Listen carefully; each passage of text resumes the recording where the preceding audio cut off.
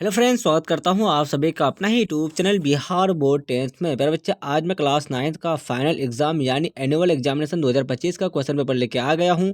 जितने भी student Bihar board class 9th का फाइनल एग्जाम 2025 में देने वाले हैं, तो उन सारे स्टूडेंट के लिए क्लास काफ़ी इंपॉर्टेंट है। प्यारे बच्चे, मेरे यूट्यूब चैनल में नया हो तो चैनल को सब्सक्राइब कर लीजिए और बेल आइकन का घंटे ऑल पर प्रेस कीजिए। वीडियो को लाइक शेयर कमेंट जरूर कीजिए।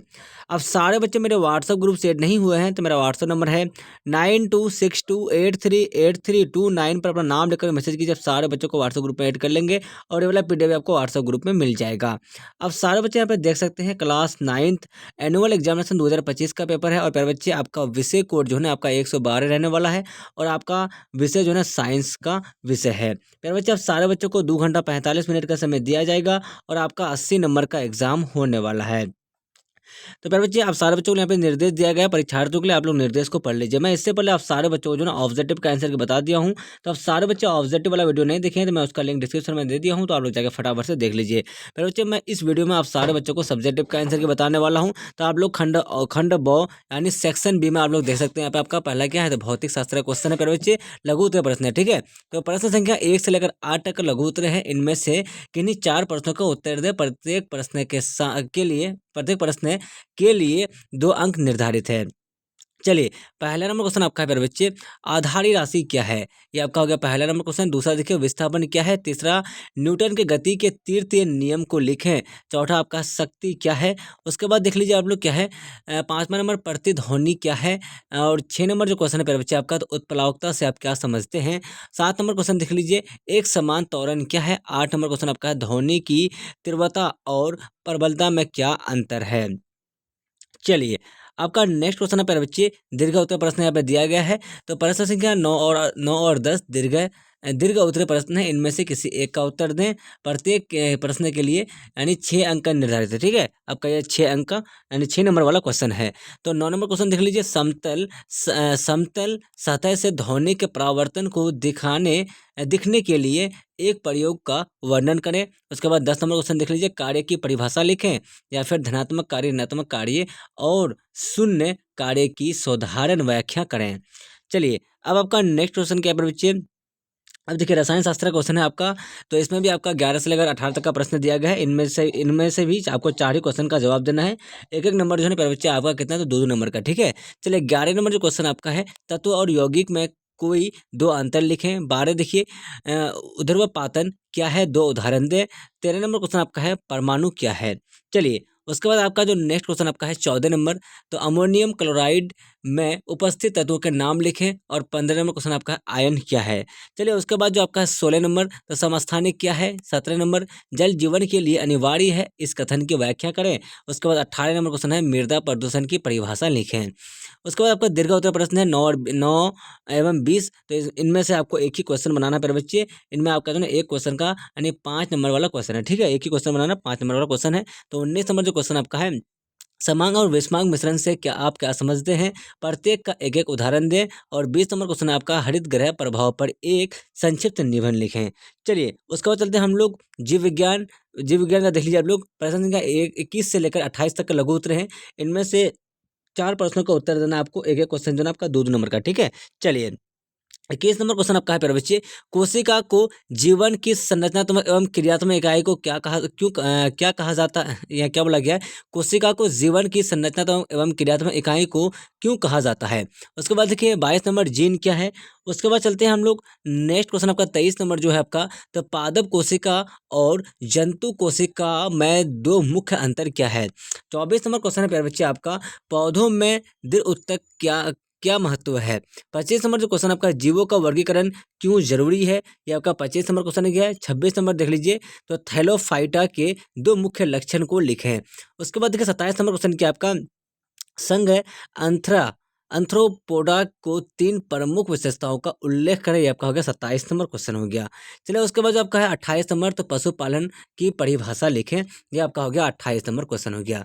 उसके बाद देखिए दीर्घ उत्तरीय प्रश्न आपका है प्यारे बच्चे। प्रश्न संख्या 29 एवं 30 दीर्घ उत्तर है। इनमें से किसी एक का उत्तर दे। प्रत्येक प्रश्न के लिए 5 अंक निर्धारित है। तो 29 नंबर देख लीजिए, माइटोकॉन्ड्रिया की संरचना एवं कार्य का संक्षिप्त वर्णन करें। 30 नंबर जो क्वेश्चन आपका है, पशुपालन से होने वाले आर्थिक लाभों का वर्णन करें। चलिए, उसके बाद चलते हैं हम लोग नेक्स्ट क्वेश्चन के ऊपर बच्चे। फटाफट से आप लोग देख लीजिए यहाँ पे। चलिए 29-30 नंबर हो गया आपका। चलिए अब चलते हैं हम लोग आंसर की ओर। तो मेरे बच्चे मैं आप सारे बच्चों को सारा क्वेश्चन बता दिया हूँ। अब मैं आप सारे बच्चों को जो ना सारा क्वेश्चन का आंसर के बताने वाला हूँ। अब सारे बच्चे मेरे यूट्यूब चैनल में नए हो तो चैनल को सब्सक्राइब कर लीजिए और बेल आइकन का घंटे ऑल पर प्रेस कीजिए। वीडियो को लाइक शेयर कमेंट जरूर कीजिए। मेरे बच्चे अब सारे बच्चे मेरे व्हाट्सअप ग्रुप से ऐड नहीं हुए हैं तो मेरा व्हाट्सअप नंबर है 9262838329 पर अपना नाम लेकर मैसेज कीजिए। आप सारे बच्चों को व्हाट्सअप ग्रुप में ऐड कर लेंगे। और प्यारे बच्चे आप सारे बच्चों को ऑल सब्जेक्ट का पीडीएफ चाहिए। जितने भी स्टूडेंट क्लास 9 से 10th में जाने वाले हैं और 2026 में मैट्रिक का फाइनल एग्जाम देने वाले हैं तो प्यारे बच्चे अब सारे बच्चों के लिए अभी ऑफर चल रहा है। आप लोगों को 199 रुपये में जो ना ऑल सब्जेक्ट का objective plus subjective plus guest question और इंपोर्टेंट नोट्स जितने भी होगा आपको मैं सारा का सारा क्वेश्चन प्रोवाइड कर दूंगा प्यारे बच्चे आपको ओनली फॉर 199 रुपये में। तो आप लोग जो है कोर्स लेने के लिए इस नंबर से आप लोग जो है बच्चे इस नंबर पर आपको फोनपे या गूगल पे या फिर पेटीएम से पेमेंट कर देना है और इसी नंबर पर स्क्रीनशॉट जो है ना आपको व्हाट्सअप में भेज देना है। चलिए चलिए प्यारे बच्चे आपका पहला नंबर क्वेश्चन क्या है फटाफट से आप देख लीजिए। सेक्शन बी यानी फिजिक्स का मैं आंसर बताऊंगा आप लोगों को। तो आधारी राशि क्या है? तो देखिए इसका जिन राशियों में सिर्फ परिमाण होता है उन्हें आधारी राशि कहते हैं। इन्हें स्वतंत्र स्वतंत्र माना जाता है जैसे लंबाई, द्रव्यमान, समय, विद्युत धारा, ताप, ज्योति तीव्रता और पदार्थ की मात्रा है। चलिए अब चलते हैं हम लोग दूसरा नंबर क्वेश्चन की ओर। फटाफट से देख लीजिए आप लोग। विस्थापन क्या है? तो इसका आंसर देख लीजिए। किसी वस्तु की प्रारंभिक स्थिति से अंतिम स्थिति के बीच की न्यूनतम दूरी को विस्थापन कहते हैं। यह एक सदिश राशि है जिसका मतलब है कि इसमें दिशा और परिमाण दोनों होते हैं। विस्थापन को एक तीर के रूप में दर्शाया जाता है जो प्रारंभिक स्थिति से अंतिम स्थिति की ओर इशारा करता है। चलिए अब जो आपका तीसरा नंबर क्वेश्चन आपका है न्यूटन के गति के तीसरे नियम को लिखें। तो इसका आंसर देख लीजिए। न्यूटन के गति के तीसरे नियम के अनुसार प्रत्येक क्रिया के लिए बराबर और विपरीत प्रतिक्रिया होती है। यानी जब एक वस्तु दूसरी वस्तु पर बल लगाती है तो दूसरी वस्तु भी पहली वस्तु पर बराबर लेकिन विपरीत दिशा में बल लगाती है। न्यूटन के गति के तीसरे नियम को कभी कभी प्रतिक्रिया नियम भी कहा जाता है। ये आपका हो गया तीसरा का आंसर हो गया। चलिए आपका जो पांचवा नंबर क्वेश्चन आपका है तो प्रतिध्वनि क्या है? तो प्यारे बच्चे इसका आंसर देख लीजिए। किसी विस्तृत अवरोध से ध्वनि के परिवर्तित होकर उसके पुनः सुने जाने की घटना को प्रतिध्वनि यानी इको कहते हैं। उसके बाद 7 नंबर जो क्वेश्चन आपका है प्यारे बच्चे तो एक समान त्वरण क्या है? तो इसका आंसर देख लीजिए। जब किसी वस्तु के वेग में बराबर समय अंतराल में बराबर परिवर्तन होता है तो इसे हम लोग एक समान त्वरण कहते हैं। इसे स्थिर त्वरण भी कहते हैं। चलिए उसके बाद लॉन्ग आंसर का देख लीजिए। लॉन्ग आंसर की 10 नंबर जो क्वेश्चन आपका था तो कार्य की परिभाषा लिखें। धनात्मक कार्य, ऋणात्मक कार्य और शून्य कार्य की साधारण व्याख्या करें। तो इसका आंसर देख लीजिए आप लोग। धनात्मक कार्य जब जब जब बल और विस्थापन एक ही दिशा में हो तो किसी वस्तु पर किया गया कार्य धनात्मक कार्य कहलाता है। उसके बाद देखिए दूसरा नंबर उदाहरण देखिए। जब कोई वस्तु क्षैतिज सतह पर चलती है तो बल और विस्थापन एक ही दिशा में कार्य करते हैं। और ऋणात्मक कार्य जब बल और विस्थापन विपरीत दिशाओं में हो तो किया गया कार्य ऋणात्मक कार्य कहलाता है। बस इसका आंसर इतना ही हो जाएगा। उसके बाद चलते हैं हम लोग नेक्स्ट क्वेश्चन के बारे में। केमिस्ट्री का जो आपका है। चलिए क्या है? तो तत्व और यौगिक में कोई दो अंतर लिखें। तो तत्व और यौगिक में अंतर निम्न है। पहला देख लीजिए। तत्व एक ही तरह के परमाणुओं से बने होते हैं जबकि यौगिक दो या दो से अधिक ज़्यादा तरह के परमाणुओं से बने होते हैं। उसके बाद देखिए दूसरा पॉइंट। तत्व को उनके गुणों के आधार पर बांटा जाता है जबकि यौगिकों को उनके बंधन के आधार पर बांटा जाता है। उसके बाद देखिए तत्व की पहचान उनके परमाणु क्रमांक से होती है जबकि यौगिकों की पहचान उनके रासायनिक सूत्र से होती है। रासायनिक अभिक्रियाओं से तत्व नहीं टूटते लेकिन यौगिक टूटते हैं। उसके बाद देखिए तत्वों के परमाणुओं में प्रोटीन की संख्या समान होती है लेकिन न्यूट्रॉन की संख्या अलग अलग हो सकती है। चलिए अब चलते हैं हम लोग 12 नंबर क्वेश्चन की ओर। तो ऊर्ध्वापातन क्या है? 2 उदाहरण दें।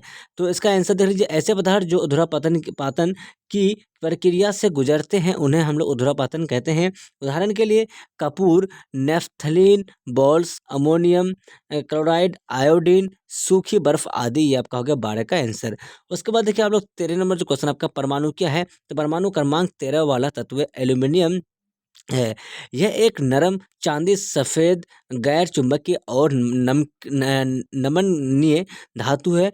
यह ऑक्सीजन और सिलिकॉन के बाद तीसरा सबसे ज़्यादा पाया जाने वाला तत्व है। पृथ्वी के बाहरी पटल में भी यह सबसे ज़्यादा पाया जाने वाली धातु है। बॉक्साइट अयस्क एल्यूमिनियम का मुख्य स्रोत है।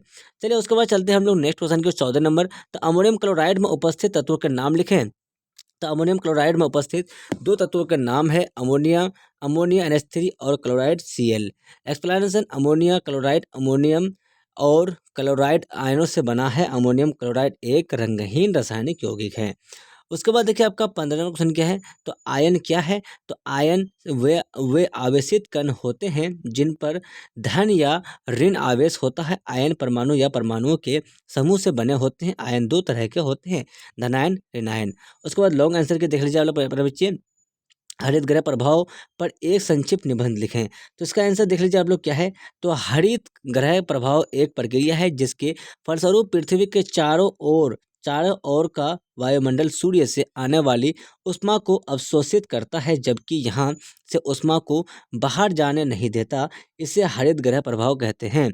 क्योंकि पृथ्वी के चारों ओर का वातावरण हरित ग्रह के तरीके से एक कांच या प्लास्टिक की छत का कार्य करता है। ये आपका हो गया 20 नंबर का आंसर हो गया। ठीक है। चलिए अब बायोलॉजी का देख लीजिए जीन क्या है। तो जीन जो आपका है बच्चे, तो DNA का वह भाग होता है जिसमें किसी खास तरह के प्रोटीन के बनने का निर्देश होता है। जीनों में मौजूद जानकारी एक पीढ़ी से दूसरी पीढ़ी तक पहुंचती है। जीनों के कारण ही किसी बच्चे के बाल उसकी माँ की तरह सुनहरे होते हैं या उसके भाई बहन के बाल उसके पिता की तरह भूरे होते हैं। ये आपका हो गया 22 का आंसर। उसके बाद चलिए फिर बच्चे आपका 24 नंबर जो क्वेश्चन है। तो पौधों में दृढ़ उत्तक का क्या महत्व है। तो पौधों में दृढ़ उत्तक का महत्व है, यह पौधों को यांत्रिक शक्ति देता है, यह पौधों को कठोर और मजबूत बनाता है, यह पौधों को सामर्थ्य और लचीलापन देता है, यह पौधों के बाहरी परतों के रक्षात्मक उत्तक है के रूप में काम करता है, ये पौधों के आंतरिक भागों की रक्षा करता है। उसके बाद चलिए आपका ये लंबी पत्तियों को स्थिरता देता है। 25 नंबर देखिए जीवों का वर्गीकरण क्यों जरूरी है। तो जीवों का वर्गीकरण करना जरूरी है क्योंकि इससे जीवों के अध्ययन में आसानी होती है। वर्गीकरण से जीवों के बीच के संबंधों का पता चलता है। पृथ्वी पर मौजूद जीवों की विविधता की समझने के लिए भी वर्गीकरण जरूरी है। 28 नंबर देख लीजिए आप लोग क्या है। पशुपालन की परिभाषा लिखें। तो पशुपालन कृषि की वह शाखा है जो मांस रेशे दूध या अन्य उत्पादों के लिए पाले जाने वाले पशुओं से संबंधित है। इसमें दैनिक देखभाल, प्रबंधन, उत्पादन, पोषण, चयनात्मक प्रजनन और पशुधन पालन शामिल है। ये आपका हो गया 28 का आंसर। उसके बाद चलिए इसका क्या है लॉन्ग आंसर की जो है मेरे बच्चे। तो पशुपालन से होने वाले आर्थिक लाभों का वर्णन करें। तो देखिए दूध उत्पादन, पशुपालन से सबसे सबसे ज़्यादा फायदा दूध उत्पादन से होता है। भारत दुनिया का सबसे बड़ा दूध उत्पादक देश है। मांस उत्पादन, भेड़, बकरी, सूअर जैसे मांसाहारी पशुओं की मांग ज़्यादा रहती है। पशु विज्ञान के अध्ययन में मांस के लिए ज़्यादा पुष्ट और तेज़ी से बढ़ने वाले नस्ल के पशु पाए जा सकते हैं। अंडा उत्पादन, मुर्गियों के अंडों की खपत बढ़ती जा रही है। पशु विज्ञान के अध्ययन में से अंडे देने वाली बेहतर नस्ल की मुर्गियाँ पाई जा सकती है। ऊन उत्पादन, उन उत्पादक भेड़ों और अंगोरा किस्म के खरगोश की नस्ल में सुधार करके ऊन का उत्पादन बढ़ाया जा सकता है। मछली उत्पादन, तो मछली उत्पादन देख लीजिए आप लोग। भारत में मीठे पानी की मछलियों में उत्पादन को बढ़ाने की काफ़ी संभावना है। तो मेरे बच्चे मैं आप सारे बच्चों को जो ना सारा का सारा सब्जेक्टिव क्वेश्चन का आंसर के बता दिया हूँ और इससे पहले मैं आप सारे बच्चों को ऑब्जेक्टिव का आंसर के बता दिया हूँ। तो आप सारे बच्चे मेरे यूट्यूब चैनल पर नए हो तो चैनल को सब्सक्राइब कीजिए और बेल आइकन के घंटे ऑल प्रेस कीजिए। वीडियो को लाइक शेयर कमेंट जरूर कीजिए। प्यारे बच्चे अब सारे बच्चों को मैं साइंस का जो ना आपको सारा का सारा क्वेश्चन आंसर के बता दिया हूँ, यानी ऑब्जेक्टिव और सब्जेक्टिव के आंसर के बता दिया हूँ। तो अब सारे बच्चे चैनल पर नए हो तो चैनल को सब्सक्राइब कीजिए और बेल आइकन के घंटे ऑल प्रेस कीजिए। वीडियो को लाइक शेयर कमेंट जरूर कीजिए। अब सारे बच्चे मेरे व्हाट्सएप ग्रुप से ऐड नहीं हुए हैं तो मेरा व्हाट्सएप नंबर है 9262838329 पर अपना नाम लिखकर मैसेज कीजिए। अब सारे बच्चों को व्हाट्सएप ग्रुप में ऐड कर लेंगे। और मेरे बच्चे आप सारे बच्चों को ऑल सब्जेक्ट का PDF चाहिए, ऑब्जेक्टिव और सब्जेक्टिव का, तो आप लोग ओनली फॉर 199 रुपये में ले सकते हैं। आप लोग को ऑल सब्जेक्ट का ऑब्जेक्टिव और subjective chapter by chapter plus guess question plus important notes मिल जाएगा प्यारे बच्चे। आप लोग को अभी जो है ना ऑफर के साथ मिल रहा है, आप लोग बाद में लीजिएगा तो आपको 499 रुपये में फिर लेना पड़ेगा। तो जब तक के लिए बाय बाय, हम लोग फिर मिलते हैं नेक्स्ट वीडियो में। Watching for, thank you.